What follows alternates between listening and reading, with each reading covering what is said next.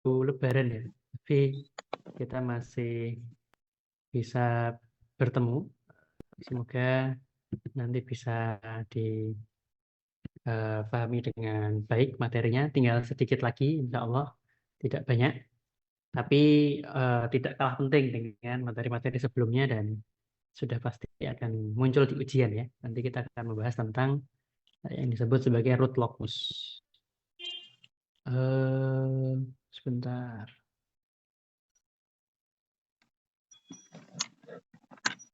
Sebentar, saya ada problem membuka slide-nya. Sebentar ya.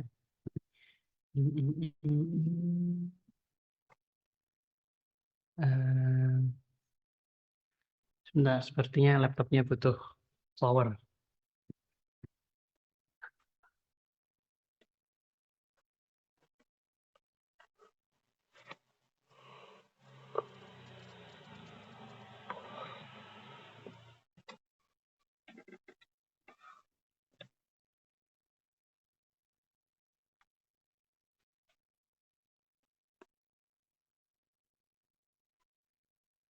Oke, sebentar.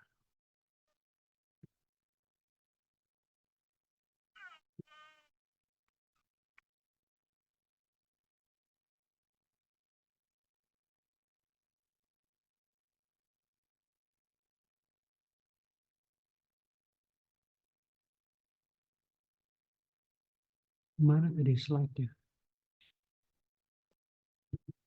Apakah sudah terlihat slide-nya? Sudah, Pak. Oh, sebentar, belum digedein ya. Oke, baik. Loh, ini kok sedikit nih. Oke, rekan-rekan, kita akan membahas tentang yang disebut sebagai root locus. Sebelumnya kita sudah membahas topik terakhir tentang tanggapan ya, tentang respon, yaitu tentang stabilitas, Root-Hurwitz criterion gitu ya, dan juga steady state respon.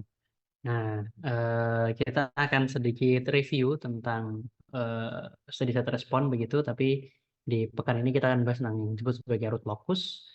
Nah, ini yang kemarin sudah sempat kita bahas ya di pekan lalu, bagaimana ternyata menggunakan final value theorem, ya, itu kita bisa memperkirakan atau menghitung nilai akhir suatu sinyal. Kalau kita tahu sinyal tersebut di ranah S gitu ya. Contohnya seperti ini formulanya gitu ya. Ini misalnya error ya. Kalau kita mau menghitung error pada saat T menuju tak terhingga, maka caranya adalah error tersebut dikali S, lalu S-nya dimasukkan sama dengan 0. Kurang lebih seperti itu. Dan apa namanya? Kenapa kok kita peduli dengan error? Karena kalau hanya output steady state saja, itu kita belum tentu mendapatkan informasi yang cukup. Kayak misalnya, outputnya 10 meter, tapi targetnya berapa kan kita nggak tahu. Nah, tapi kalau error, kita langsung bisa membandingkan output tersebut dengan targetnya. Sehingga harapannya hasilnya cukup untuk mendapatkan gambaran tentang bagaimana performa dari sistem tersebut. Nah, ini kemarin sudah sempat saya singgung ya, saya bahas sedikit lagi karena ini cukup penting begitu ya. Kemarin kita sudah membahas bahwa ternyata dengan menggunakan konsep steady state ini kita bisa menghitung beberapa tanggapan steady state dari sebuah sistem. Misalnya kita punya sistem order 1, terus kita pakai proportional control ya. Nah, dulu saya pernah mengklaim bahwa proportional control itu biasanya nggak cukup. Ada steady state error itu di akhir. Nah, ini bukti matematisnya gitu ya. Jadi kalau teman-teman bisa menghitung errornya transfer functionnya seperti ini ya. Kemudian dimasukkan G-nya.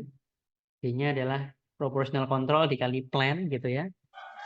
Nah, terus kemudian dikasih inputnya misalnya unit step gitu ya, maka teman-teman akan dapat error fungsi S. Nah, lalu untuk menghitung steady state error, caranya adalah error fungsi S ini dikalikan dengan S, kemudian dimasukkan S sama dengan 0. Dapatlah seperti ini.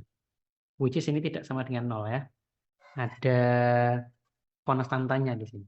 Nah, sehingga ini nanti kalau diplot itu gambarnya seperti ini, tidak menuju ke 0. Mau ditunggu sampai kapanpun gitu ya, tidak menuju ke 0. Nah, tidak menuju ke 0. Nah, artinya ada steady state error yang tidak kecil di situ. Apakah bisa dikecilkan? Oh ya, kalau lihat dari persamaan ini sepertinya bisa ya. Kalau K-nya digedein, maka steady state error-nya dikecilin. Tapi K yang semakin besar itu bisa membuat sistemnya tidak stabil. Teman-teman boleh cek pakai Rutherford ya. Nah, ini ada batasan nih. K-nya biar stabil berapa itu ada batasan. Nah, seperti itu. Atau misalnya teman-teman juga bisa menghitung apa namanya parameter-parameter transiennya. Nanti akan kelihatan bahwa ternyata kalau mau membuat steady state error-nya kecil, bisa jadi transient responnya jelek. Ya, rise time-nya jelek, misalnya gitu ya. Sehingga tadi ada trade off gitu ya. Kita nggak bisa menggaransi dua-duanya pasti bagus. Nah, tapi kalau pakai integral term gitu ya, ada integralnya di sini 1/s, teman-teman nanti boleh cek caranya gimana. Semua yang ada K-nya diganti menjadi K per S. Nah, gitu. Gampangnya gitu. Udah, nanti hitung error steady state, ternyata dapatnya 0. Itu artinya kalau pakai 1/s, maka tidak ada steady state error. Tidak ada steady state error. Bahkan kemarin ya, ketika ada disturbance. Nah, ketika ada disturbance, misalnya kita punya sistem set pointnya 0 gitu ya, set pointnya 0, ini ada output gitu ya, tapi ada disturbance di sini. Nah, nanti boleh dicari ya, C per D, nah, atau error per D juga boleh. Error sebagai fungsi disturbance gitu ya. Nah, pakai blok diagram ya, itu kenapa blok diagram sangat penting di situ. Nah, nanti akan kelihatan berapa sih error steady state-nya gitu ya. Nah, kalau misalnya D-nya itu unit step. Nah, misalnya begitu. Bukan unit step lah. Step dikali sesuatu ini ya. Step dikali sesuatu. PD per S. Ternyata nggak nol nih. Nah, ini ada sisanya nih kalau ada disturbance. Tapi kalau pakai PI control ya. PI itu seperti ini bloknya. Teman-teman boleh cek ganti KP dengan ini ya. Nah, kemudian disederhanakan nanti dapat steady state error-nya sama dengan 0. Jadi adanya PI itu bisa menghilangkan steady state error gara-gara gangguan. Dan ini sangat powerful. Jadi kalau teman-teman bayangkan teman-teman punya drone-nya kena angin sehingga geser dari tempat semula. Tapi kalau pakai PI, nanti dia bisa kembali ke tempat semula. Bahkan dengan adanya angin. Tanpa harus diprogram ulang. Nah, itu powerful-nya PI gitu ya, PI controller. Nah, sekarang kita akan membahas yang namanya root locus. Nah, root locus itu apa? Ngapain kita belajar root locus? Itu kita akan bahas cukup dalam ya sebelum nanti langsung terjun ke bagaimana menggambar root locus. Ini penting karena kadang-kadang rekan-rekan mahasiswa itu fokus bagaimana menggambar root locus saja karena biarnya itu yang keluar di ujian gitu ya. Tapi tidak sedikit yang kemudian nggak ada ide ngapain sih kok gambar root locus, gunanya buat apa gitu ya. Nah, jadi penting bagi kita untuk memahami motivasi di balik root locus itu sendiri sebelum kita terjun ke bagaimana menggambarnya. Karena kita sebagai engineers itu ya kita mempelajari sesuatu itu ada yang ada gunanya ya. Kalau nggak ada gunanya buat apa gitu ya. Nah, Oke, nah gimana prinsip dari root locus? Pertama kita analisa dulu sistem closed loop ya. Closed loop seperti ini. Teman-teman semua sudah belajar. Closed loop transfer function-nya adalah G per 1 plus GH ya. Menggunakan blok diagram seperti ini. Nah, pekan lalu ya, saat saya membahas tentang stabilitas, saya bilang bahwa kestabilan suatu sistem gitu ya, itu tergantung kepada poolnya. Ya, tergantung kepada poolnya. Pool itu yang mana? Pool itu yang bawah ya. Kalau ada transfer function, yang atas sama dengan 0 itu 0, yang bawah sama dengan 0 itu untuk mencari pool. Nah, maka dari itu kalau kita punya sistem closed loop seperti ini, yang berpengaruh terhadap performance sistemnya secara langsung, ya, itu adalah yang bawah. Nah, persamaannya jadi seperti ini. Ini namanya characteristic equation ya, yang teman-teman sudah pelajari saya kira di persamaan diferensial. Nah, ini characteristic equation seperti ini. Nah, G dikali H itu sendiri adalah suatu transfer function. Ya kan? G-nya transfer function, H-nya transfer function. Ya. G dikali H sendiri adalah satu transfer function. Misalnya teman-teman punya proportional control ya, yang seperti ini. Atau yang gampang yang seperti ini. Yang gini ya. Maka G dikali H ini itu berpotensi ada konstantanya. Nah, berpotensi ada konstantanya. Dikali something ya, dikali eh, pembilang dibagi penyebut. Kan gitu ya. Ini pembilang sama penyebutnya bukan pembilang sama penyebutnya close loop ya. Ini yang close loop kan. Ini pembilang sama penyebutnya GH, open loopnya. Nah, tapi poinnya adalah di sini ada K nih. Ada konstanta di situ. Di mana kalau K ini kita ubah, GH akan berubah. Kalau GH berubah, 1 plus GH sama dengan 0 juga berubah. Artinya pole close loop-nya juga berubah. Pole close loop-nya juga berubah. Sehingga kestabilan sistemnya berubah ya. Apakah sistemnya misalnya rise time-nya berubah atau apakah dia under dam, over dam, critically dam itu bisa jadi juga berubah. Sehingga nilai K di sini sangat berpengaruh. Closed loop pole dan performance system berpengaruh pada K. Ya, berpengaruh pada K. Dipengaruhi oleh K, sorry, dipengaruhi oleh K. Maka bagaimana kita melihat sistem itu berubah saat K-nya berubah itu menjadi penting. Ya, bagaimana kita melihat bagaimana perubahan sistem saat K-nya diubah. Itu menjadi penting karena itu akan mengubah, karena itu akan menentukan nanti ya saat kita mau sistemnya seperti ini berapa sih K yang harus dibutuhkan gitu. Nah, inilah yang dilakukan oleh root locus. Ini yang dilakukan oleh root locus. Jadi root locus itu idenya adalah nanti kita akan gambar di ranah S, apa, kompleks frekuensi plane ya, ranah S. Jadi ada yang komponen real sigma, ada yang komponen imajiner J omega. Ya, sigma sama J omega kan S sama dengan sigma plus J omega. Nah, apa yang digambar? Yang digambar adalah lokasi pole close loop-nya. Yang digambar lokasi pole close loop-nya saat K-nya diubah-ubah. Nah, saat K-nya diubah-ubah.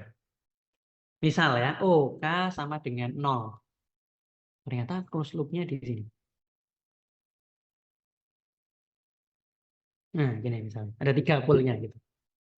Oke, saat K sama dengan 2 gimana? Ternyata yang tadinya di sini pindah ke sini. Yang tadinya ke sini pindah ke sini, yang tadinya di sini pindah ke sini, kembar di sini.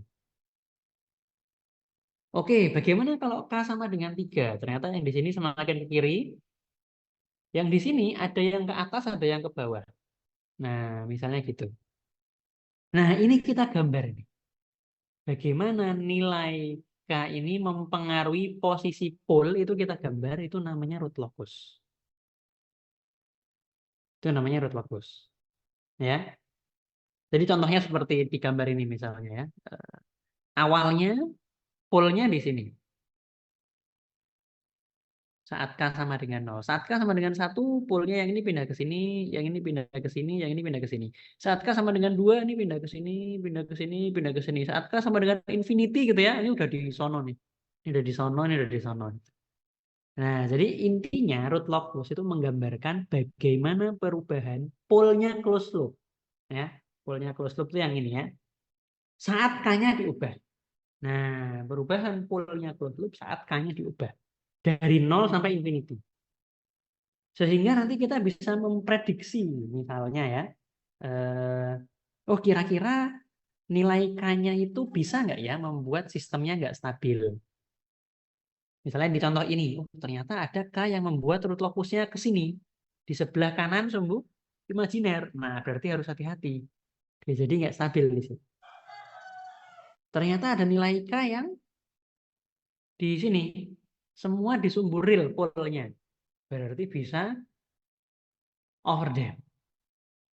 Bisa overdam. Misalnya gitu. Nah, jadi dengan root locus salah satu kegunaannya adalah teman-teman bisa memprediksi bagaimana performa dari sistem tersebut saat K-nya diubah-ubah. Dan teman-teman bisa mencari K yang cocok. Bisa mencari K yang cocok. Seperti itu. Ini di sebelum UTS. Nanti setelah UTS akan belajar lebih dalam lagi bahwa ternyata root locus itu bisa kita ubah, ya, eh, biar sesuai dengan yang kita inginkan dan seterusnya. Nah, itu apa namanya? Prinsip utamanya, konsepnya, definisinya ya. Nah, sekarang pertanyaannya, gimana cara gambar root locus? Ya, tentu salah satu caranya adalah gampang ya, ini cara cara sederhana ya. 1 + GH sama dengan 0. Ya udah, GH-nya misalnya ada K-nya ya. Masukin K-nya sama dengan 0, polnya di mana? Masukin lagi K sama dengan 1, polnya di mana? K sama dengan 2, polnya di mana? Dan seterusnya sampai infinity. Tapi itu cara yang tidak cerdas. Cara yang tidak cerdas. Kenapa ya? Karena hitung pol satu aja sulit ya.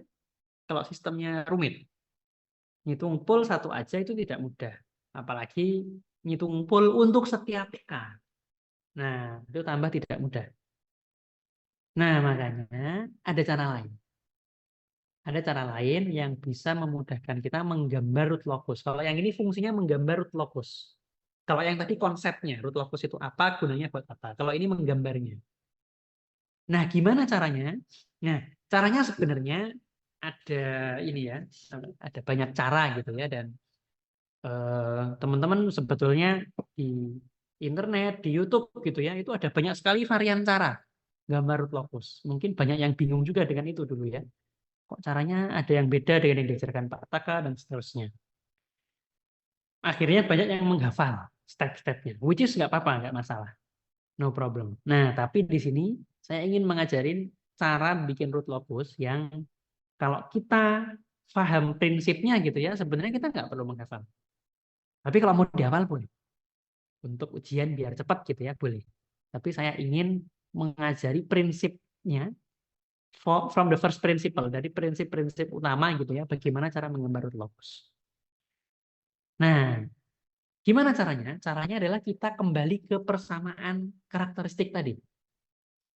1 + GH sama dengan 0. Artinya apa? Artinya GH sama dengan -1. Ya kan? GH sama dengan -1. Nah, ini yang harus hati-hati nih. Kenapa? Karena G dikali H, kan itu fungsi S ya. Sedangkan S-nya sendiri itu adalah bilangan kompleks secara umum ya. Jadi dia cuma real, jadi dia cuma imajiner. Tapi secara umum dia bilangan kompleks. Artinya GS ini berpeluang kompleks. HS itu juga berpeluang kompleks. G dikali H itu juga berpeluang kompleks. So what? Apa yang terjadi kalau dia bilangan kompleks? Bilangan kompleks itu seperti vektor. Ya, kalau teman-teman gambar ya, kan ini J omega, ini sigma. Bilangan kompleksnya di sini. Nah, ini kan ada magnitudnya, ada sudutnya. Ya kan? Ada magnitud, ada sudut. Persis seperti vektor. Maka persamaan GH sama dengan -1 ini itu bisa kita pecah menjadi 2 persamaan. Persamaan pertama fokus ke magnitudnya. Kan vektor punya 2 hal ya. Besar dan arah. Nah, persamaan kedua itu berkaitan dengan arah. Sekarang, kalau GH sama dengan -1. Bentar, ini saya hapus dulu. Kalau GH sama dengan -1. Gimana gambarnya di ranah kompleks? -1 ini. -1 artinya adalah bilangan realnya -1, bilangan imajinernya 0. Ya. Berarti gambarnya gimana? Ke kiri gitu ya. Nah, panjangnya -1, sorry ini -1. Ya. Realnya -1, imajinernya 0. Pertanyaannya berapa panjangnya ini? Oh, panjangnya 1, Pak. Artinya magnitud GH harus 1. Magnitud GH harus 1. Berapa ini sudutnya? Nah, bilangan kompleks sudutnya dihitung dari sumbu X positif ya. Berarti kalau ke sana ya ini sudutnya. 180. Atau ini -180. Atau 180 terus muter lagi 360 ya. Jadi 540. Atau -540 dan seterusnya. Atau dengan kata lain, sudut dari GH itu adalah plus minus 180 derajat dikali bilangan ganjil. Kali bilangan ganjil kali 1, kali 3, kali 5, dan seterusnya. Nah, seperti itu ya. Jadi konsepnya begitu. Kenapa kok tiba-tiba muncul angka ini? Itu karena kalau digambar seperti ini, min 1 itu. Nah, dan yang kita harus cermati kalau namanya sudut ya. Kalau teman-teman bilangan kompleks, saya punya bilangan kompleks Z1 dikali Z2. Misalnya gitu ya. Z1-nya itu kan bisa kita tulis magnitud A1 dikali E pangkat Z theta 1 kan gitu ya. Z2 itu adalah A2 E dikali J theta 2. Apa yang terjadi kalau bilangan kompleksnya saya kalikan? Hasilnya adalah A1 A2 E pangkat J theta 1 plus theta 2. Artinya magnitudnya dikali, sudutnya ditambah. Itu kalau ada dua bilangan kompleks. Nah, sekarang kita punya dua bilangan kompleks nih. G sama H. Ketika G sama H dikali, sudutnya diapain? Sudutnya ditambah. Nah, sudutnya ditambah. Jadi sudutnya G ditambah sudutnya H sama dengan bla bla bla. Sama dengan ini. Sama dengan ini. Nah, sedangkan nanti GH itu bentuknya seperti ini ya. GH itu bentuknya seperti ini tadi. Kalau dikali itu ditambah, kalau dibagi diapain? Dikurangi. Sehingga nanti GH itu bisa kita tulis sebagai sudutnya zeronya GH. Zero itu yang atas ya. Sudutnya zeronya GH dikurangi sudutnya polnya GH. Nah, sudut zeronya GH dikurangi sudutnya polnya GH. Seperti itu.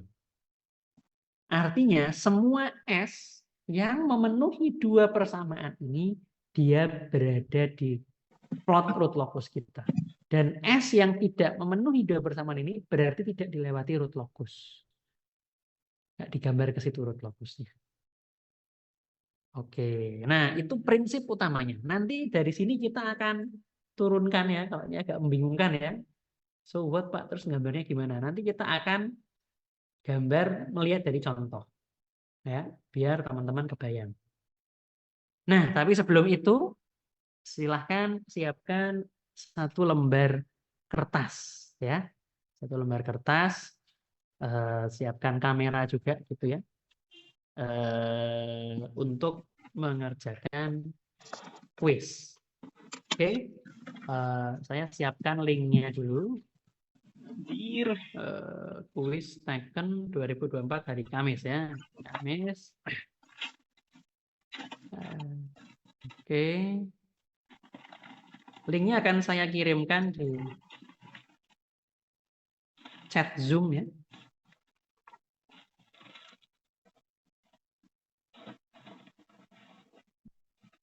Oke. Nah, kuis ini silakan dikerjakan sendiri-sendiri, tidak perlu berkomunikasi, silakan teman-teman jaga kejujurannya gitu ya.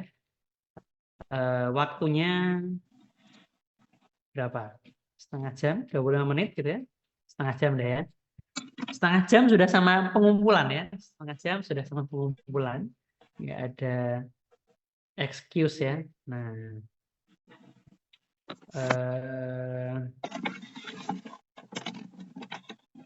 teman-teman nanti akan diminta. Bentar, coba saya ini ya. Apakah sudah kelihatan kuisnya ya? Ya, teman-teman akan diminta cuma nulis dua. Cari transfer function dan cari state space. Nah, kita lihat dari persamaan magnitud nih. K itu sama dengan ternyata magnitudnya S dikali S plus 1 dikali S plus 2. Kan gini ya. Nah, K akan 0 ketika S itu sama dengan 0 atau S-nya sama dengan min 1 atau S-nya sama dengan min 2. Artinya saat K sama dengan 0, itu S-nya itu di 0, min 1, min 2. Jadi kalau kita mau gambar root locus, itu root locusnya dimulai dari ini, polnya GH. Dimulai dari 0, min 1, min 2. Nah, gambarnya seperti ini. 0, min 1, min 2. Root locusnya mulai dari sini. Jadi root locus itu selalu mulai dari polnya GH. Nah, bukan polnya closed loop ya, polnya GH. GH. Seperti itu. Nah, selanjutnya kita tinggal mengecek titik-titik yang lain itu mana yang dilewati root locus. Nah, yang paling gampang kita mulai dari sumbu real dulu. Kita mulai dari sumbu real dulu. Nah, coba kita gambar ya. Seperti ini. Tadi yang kita sudah tahu root locusnya mulai dari S sama dengan 0, S sama dengan min 1, S sama dengan min 2. Nah, kita coba cek daerah sini. Sumbu real daerah sini. Kira-kira dilewati root locus atau tidak? Caranya gimana? Coba daerah sini ini kita praktekin persamaan yang angle condition. Sudutnya S berapa, sudutnya S plus 1 berapa, sudutnya S plus 2 berapa. Gimana sih caranya? Caranya begini, cara melihatnya. Titik ini itu ada relatif terhadap polnya S. Polnya S itu kan S sama dengan 0 ya. Ini kan polnya S nih. Itu ada di sebelah mana? Oh, ternyata titik ini itu ada di sebelah kanan. Kalau di sebelah kanan, sudutnya 0. Kalau di sebelah atas misalnya, sudutnya 90. Kalau di sebelah sini, sudutnya 180. Nah, kalau yang sebelah kanan sini, sudutnya 0. Sudut S-nya 0. Bagaimana dengan S plus 1? Sama, ini di sebelah kanan. Berarti sudutnya S plus 1 juga 0. Bagaimana dengan S plus 2? 0 juga. Jadi titik yang sebelah kanan sini itu ternyata sudut S-nya 0, sudut S plus 1-nya 0, sudut S plus 2-nya 0. Apakah dia memenuhi persamaan sudut kita? Coba kita masukkan ya. Sudut S 0, sudut S plus 1 0, sudut S plus 2 0. 0 kurangi 0 kurangi 0 0. Bukan 180. Artinya apa? Artinya persamaan sudut ini tidak terpenuhi. Maka daerah di sebelah kanan tidak dilewati root locus. Tidak dilewati root locus. Bagaimana dengan daerah di tengah-tengah sini? Nah, coba kita cek. Di tengah-tengah sini ya, di antara 0 dan min 1. Apa yang terjadi? Ternyata kalau di tengah-tengah sini, terhadap si S sama dengan 0, titiknya ada di sebelah kiri. Coba kita gambar ulang ya. Jadi kalau kita gambar seperti ini ya, S sama dengan 0, S sama dengan min 1, S sama dengan min 2. Titiknya di sini, ternyata ini di sebelah kiri. Kalau di sebelah kiri sudutnya berapa? 180. Ini. Yang ini gimana? Nah, sebelah kanan sudutnya 0. Yang ini sebelah kanan sudutnya 0. Jadi hanya yang ini yang di sebelah kiri. Nah, apakah ini memenuhi persamaan root locus kita? Coba. 180, min 180 kurangi 0 kurangi 0. Ternyata kelipatan plus minus 180, artinya terpenuhi. Maka daerah sini itu dilewati root locus. Dilewati root locus. Dengan cara yang sama kita akan bisa simpulkan daerah sini tidak. Daerah sini dilewati root locus. Jadi ada dua daerah yang dilewati root locus. Antara min 1 sampai 0 sama di sebelah kirinya min 2. Nah, yang ini not on root locus, yang ini on root locus. Jadi root locusnya di sumbu real itu antara 0 sampai min 1 dan di sebelah kiri min 2. Nah, itu informasi pertama yang kita dapatkan. Sorry, informasi kedua ya. Informasi pertamanya mulai poolnya dari mana. Jadi dengan kata lain, root locus kita so far itu bentuknya seperti ini. 0, min 1, min 2, lalu dari sini ke kiri. Lalu, nah gitu. Kita belum tahu nih. Dilewati root locus, daerah sini dilewati root. Next, kita ingin tahu root locusnya itu nanti saat asimtot.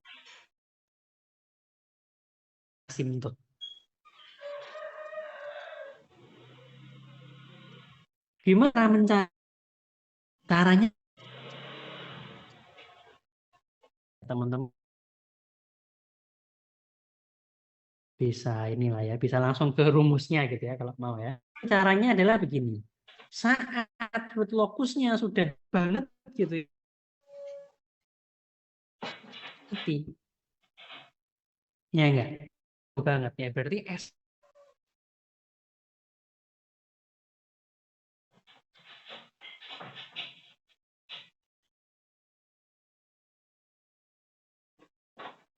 infinity. S-nya mendekati infinity. Apa artinya? Kalau S-nya gede banget, S plus 1 itu mendekati S. S plus 2 itu mendekati S juga. Sehingga nanti jadi gimana? Jadi min sudut S, min sudut S, min sudut S. Ada 3. Nah, atau dengan kata lain, min 3 sudut S sama dengan plus minus 180 derajat dikali bilangan ganjil. Nah, tahu dengan kata lain, sudut S-nya adalah plus minus 60 derajat dikali bilangan ganjil. Nah, plus 60 derajat kali bilangan ganjil. Ya, nanti tinggal teman-teman masukin bilangan ganjilnya. Kalau bilangan ganjilnya 1, 60. Bilangan ganjilnya 3, 180. Bilangan ganjilnya 5, 300. Jadi 300 itu sama dengan min 60. Nanti bilangan ganjilnya 7, udah balik ke sini lagi, berarti nggak perlu. Karena kalau bilangan ganjilnya 7, 420 ya. 420 itu sama dengan 60. Jadi udah muter lagi, jadi nggak perlu. Jadi cuma 3. Jadi nanti angle asimtotnya adalah 60, 180, min 60. Artinya apa? Root locusnya nanti akan lari ke sudut 60, lari ke sudut min 60, lari ke sudut 180. Nah, titik pertemuan asimtotnya di mana? Nah, namanya intersection of asymptote ini. Intersection of asymptote. Caranya adalah persamaan yang tadi S plus 1, S plus 2 itu dijadikan polinomial. S pangkat 3 tambah 3S kuadrat tambah bla bla bla bla bla. Nah, ini juga sama ini. Kalau mau mencari titik pertemuan asimtot, itu kan S-nya gede banget. Ya kan? Nah, artinya kita itu mencari, kan ini pangkat 3 ya. Ya, order 3. Kita mencari ini itu mirip dengan S plus berapa pangkat 3. Itu mirip dengan ini. S pangkat 3 tambah 3S kuadrat tambah dan seterusnya. Oke? Mirip dengan mana? Jadi nggak harus persis, tapi mirip dengan mana? Mirip dengan S plus berapa pangkat 3. Dan yang perlu kita perhatikan sebetulnya hanya ini. Yang lanjutannya nggak perlu, karena yang lanjutannya itu kalau S-nya tambah besar itu nggak signifikan. S pangkat 3 yang signifikan. Misalnya di contoh ini ya, di contoh ini itu yang paling dekat itu adalah S plus 1 pangkat 3. Kenapa? Karena S plus 1 pangkat 3 itu kan S pangkat 3 tambah 3S kuadrat tambah 3S plus 1. Kan gini ya. Nah, kita peduli sama yang dua ini doang. Nah, ini mirip sama ini gitu. Jadi ini bisa dianggap S plus 1 pangkat 3. Nah, agak curang ya. Agak curang, tapi nggak apa-apa. Nah, udah, nanti tinggal S plus 1 pangkat 3 itu sama dengan 0. Atau dengan kata lain, S-nya sama dengan min 1. Ini pertemuan asimtot. Artinya apa? Nanti root locusnya itu menuju ke 60, menuju ke min 60, menuju ke 180, tapi ketemunya di min 1. Asimtotnya ini ketemunya di min 1. Bukan root locusnya yang di min 1 ya, tapi asimtotnya yang ketemu di min 1. Bedanya apa, Pak? Nah, nanti kita lihat. Nanti kita lihat. Oke, what do we know so far? Nah, yang kita ketahui sudah cukup banyak. Nah, coba saya gambar di tempat terpisah aja. Yang kita ketahui sejauh ini,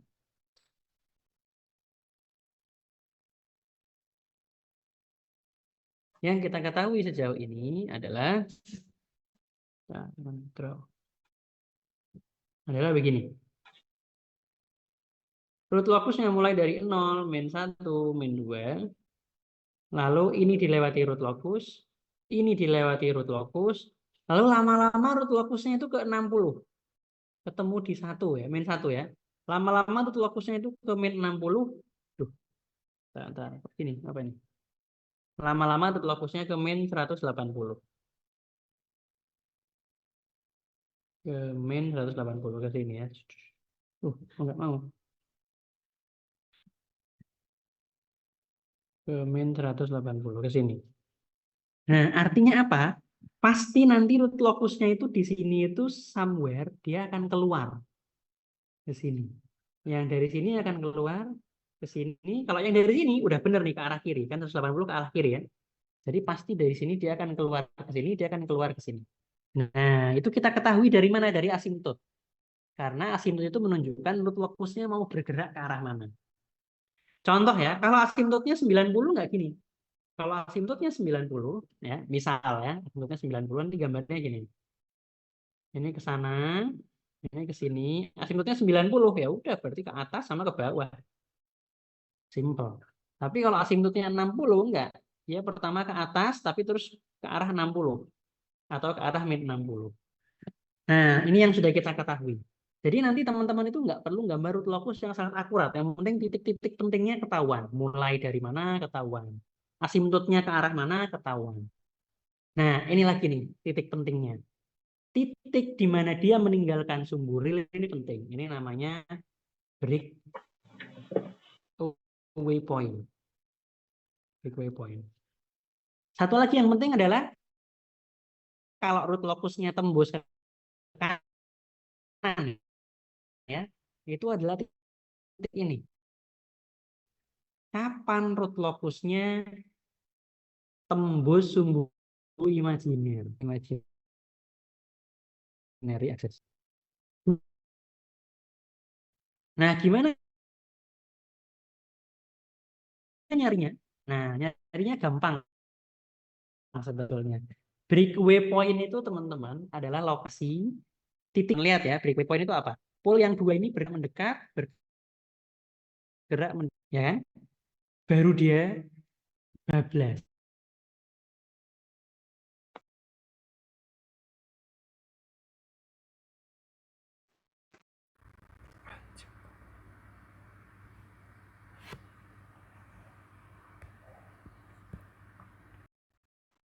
Recording in Turunan progress. K terhadap S sama dengan 0 karena dia puncak. Titik puncak. Turunan K terhadap S sama dengan 0. Nah, nyarikannya gimana? Nah, ini pakai persamaan karakteristik equation tadi ya. GH sama dengan min 1 tadi kan. Terhadap S, min 3S kuadrat, min 6S, min 2 sama dengan 0. Ada dua solusi ya, pakai rumus ABC. Teman-teman dapat solusinya ini. Nah, S sama dengan min 0,4 sama S sama dengan min 1,5. Nah, yang harus kita cermati lagi, ternyata tidak semua jawabannya ini relevan. Coba, kira-kira mana yang relevan di kasus kita?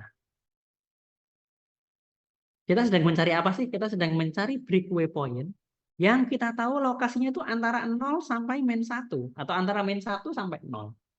Maka yang ini nggak relevan. Yang relevan adalah yang ini. Nah, jadi dia di min 0,4 nih, titik sininya. Oke.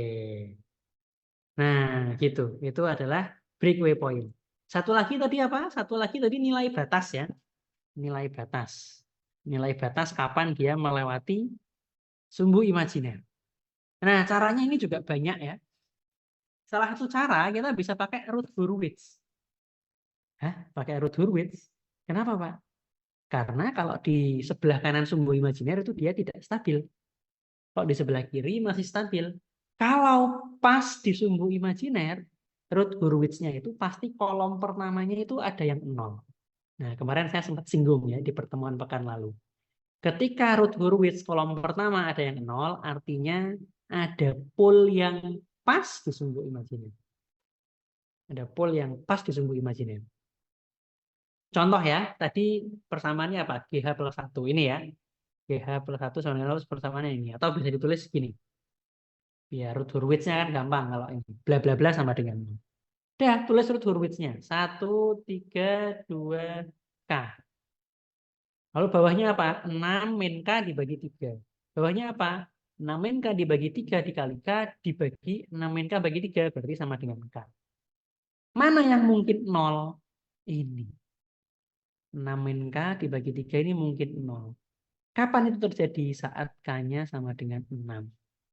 Oke, saat K sama dengan 6. Berapa S-nya? S-nya bisa kita masukkan dari yang sini. Baris kedua ini. 3S kuadrat, kan ini S kuadrat ya. ditambah K sama dengan 0. Auxiliary equation namanya ya. Nah, sudah, nanti dapat S-nya. S kuadrat sama dengan min K per 3. Atau sama dengan min 2. Nah, berarti S-nya adalah J akar 2. Nah, S-nya J akar 2. Bisa pakai root Hurwitz. Saya sendiri lebih suka cara yang satu lagi. Cara satu lagi gimana? Gampang. Kita punya karakteristik equation, ya kan? Kan root locusnya mesti lewat sini nih. Lalu kita punya informasi lain, yaitu S-nya itu pas di sumbu imajiner. Tidak ada komponen realnya. Berarti boleh dong S-nya saya tulis J omega. Nggak ada sigmanya. Boleh kan cuma sumbu imajiner doang. Ini dimasukkan ke karakteristik equation. Jadi gimana? J omega pangkat 3 tambah 3 J omega kuadrat tambah 2 J omega plus K sama dengan 0. Berapa J pangkat 3? Min J. Nah, karena J kuadrat itu min 1 kali J min J. Min J omega pangkat 3. Min 3 omega kuadrat. Plus J 2 omega. Plus K sama dengan 0. Nah, kita fokus ke yang ada J-nya saja. Karena yang ada J-nya nggak ada K-nya. Nah, jadi gimana persamaannya?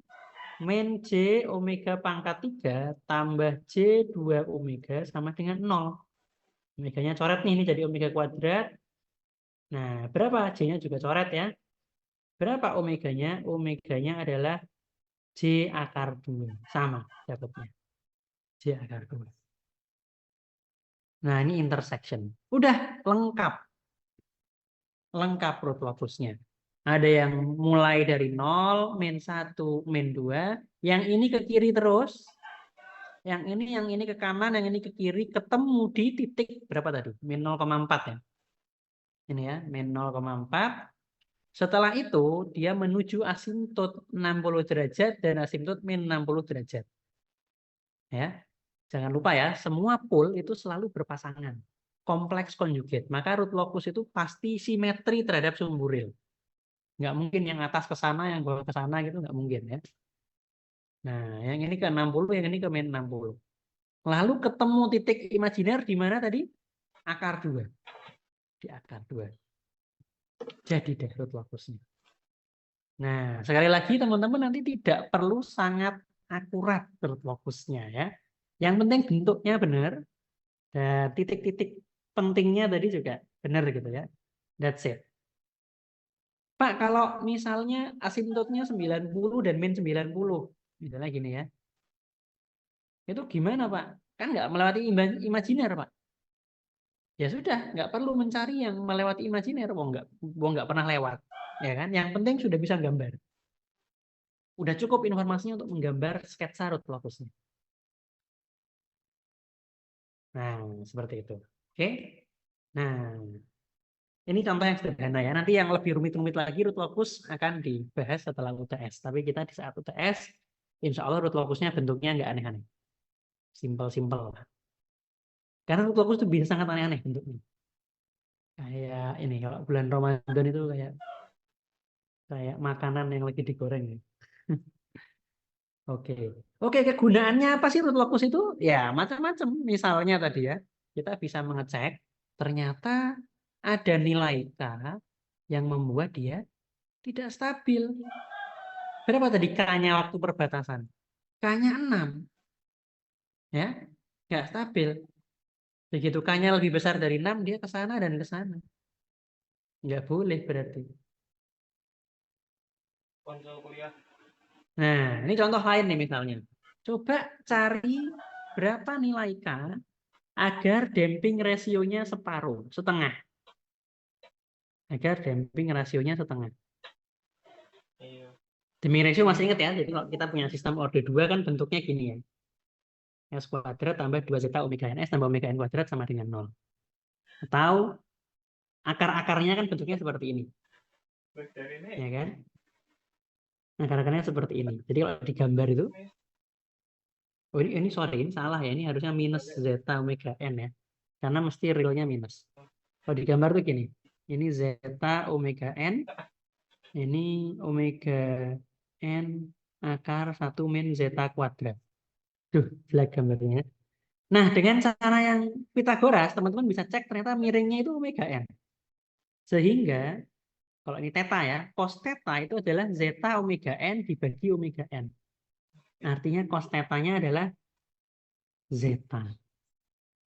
Nah, jadi kalau teman-teman misalnya disuruh nyari, cari di root locus itu titik yang damping rasionya setengah.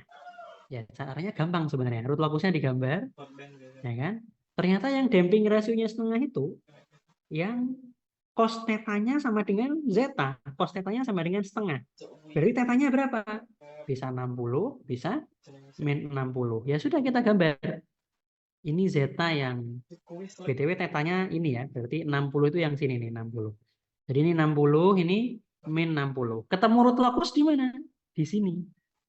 Nah, berarti inilah titik saat zetanya setengah. Bagaimana kalau zetanya berapa misalnya? Zetanya 1. Cos theta sama dengan 1. Theta berapa? 0. Berarti zetanya di sini nih. Nah, ini nih. Dan itu make sense.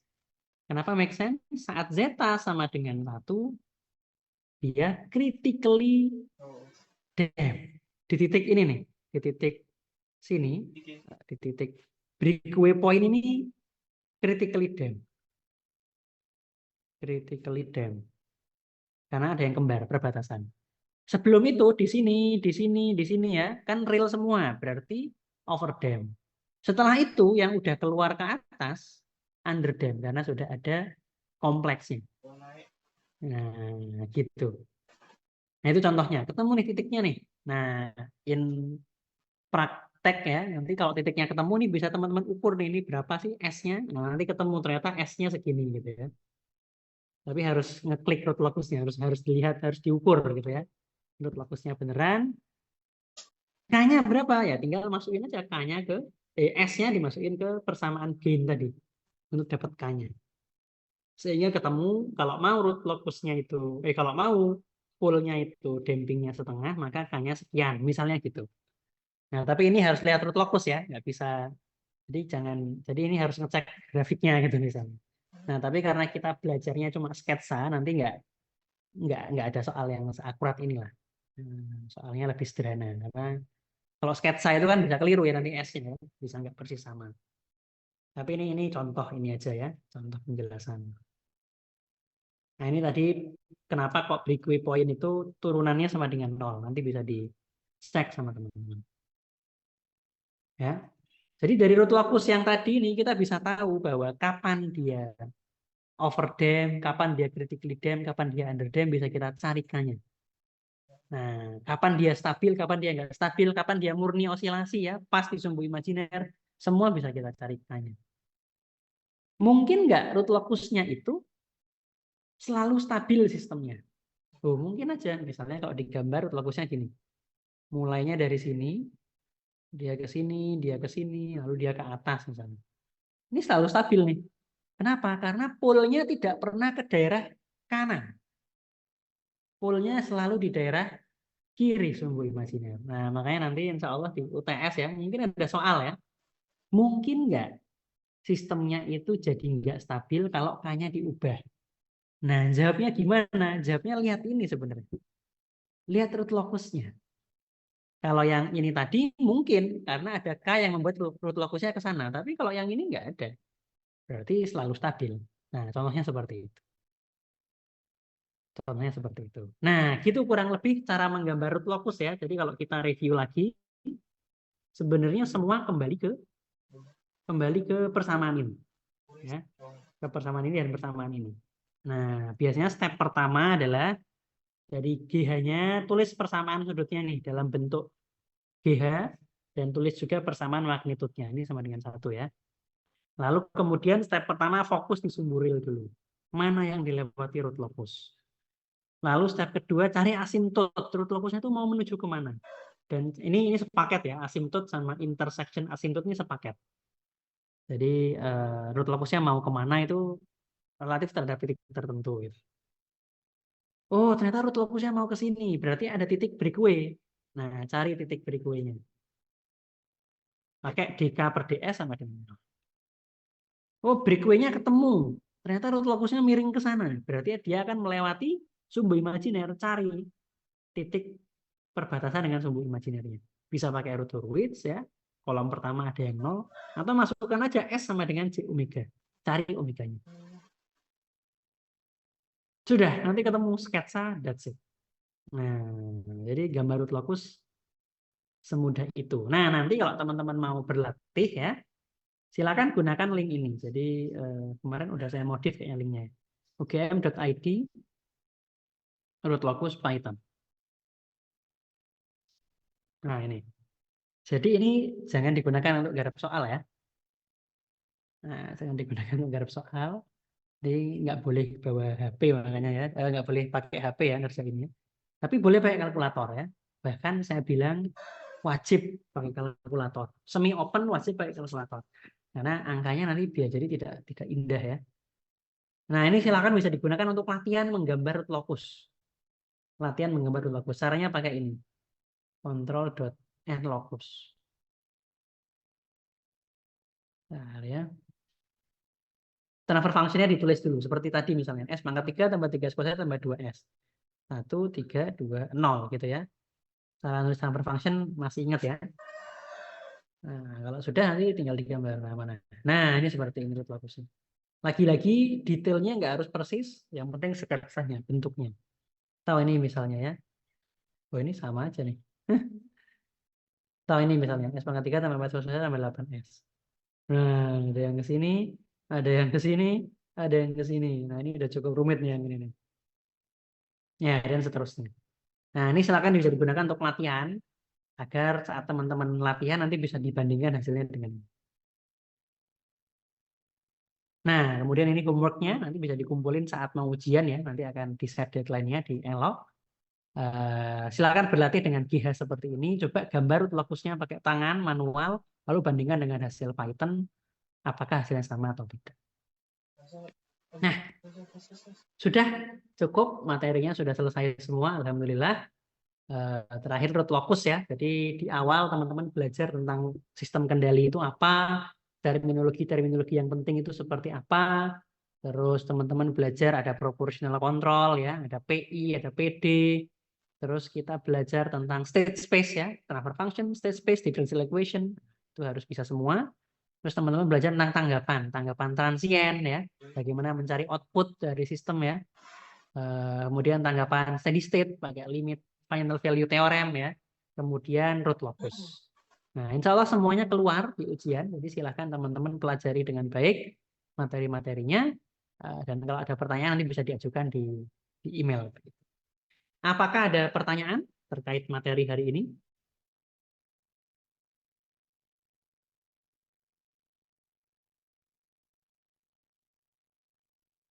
Oke, sepertinya tidak ada ya. Kalau malu mau mengajukan pertanyaan nanti boleh setelah kelas kirim email ke saya. Baik, kalau begitu kita cukupkan di sini, teman-teman. Pertemuan kita pada pagi hari ini. Terima kasih banyak. Selama 7 pertemuan kemarin sudah belajar dengan baik. Jika ada yang mau mudik, semoga lancar di perjalanan sampai bertemu dengan keluarga. Oh, ada yang belum absen. Oke, siap. Saya share screen lagi nanti. Tapi kita tutup dulu ya. Kita tutup. Assalamualaikum warahmatullahi wabarakatuh. Selamat pagi. Kemudian yang belum absen. Terima kasih Pak. Sama-sama. Ya, silakan yang belum presensi bisa presensi.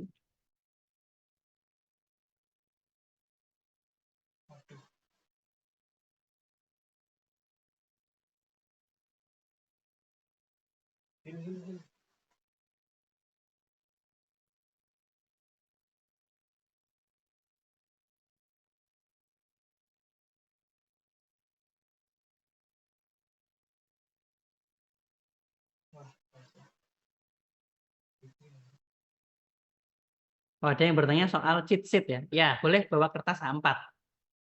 Boleh bawa kertas A4.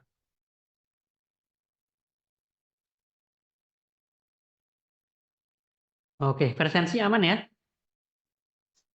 Oke, oke. Terima kasih kalau begitu. Kita tutup kelasnya. Selamat siang. Wah, iso tenan kowe gitu. Malah rugi aku lek. Ya. Malah rugi. Ini yang dhuwur cuy. Aduh, sorry.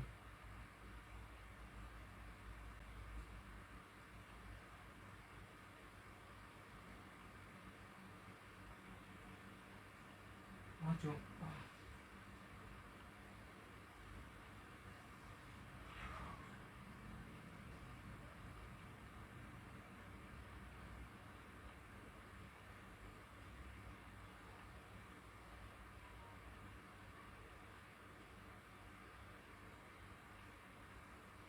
Sibuk banget.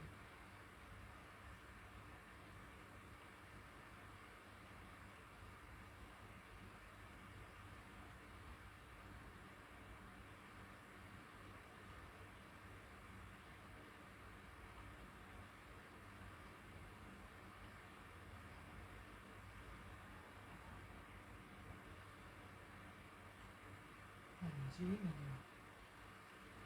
Cok garis sekarang. Wala ko sekarang.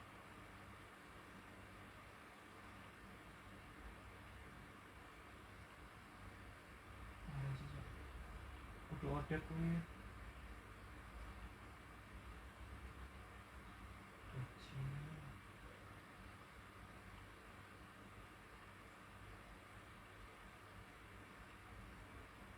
Mati. Help. Mati aku.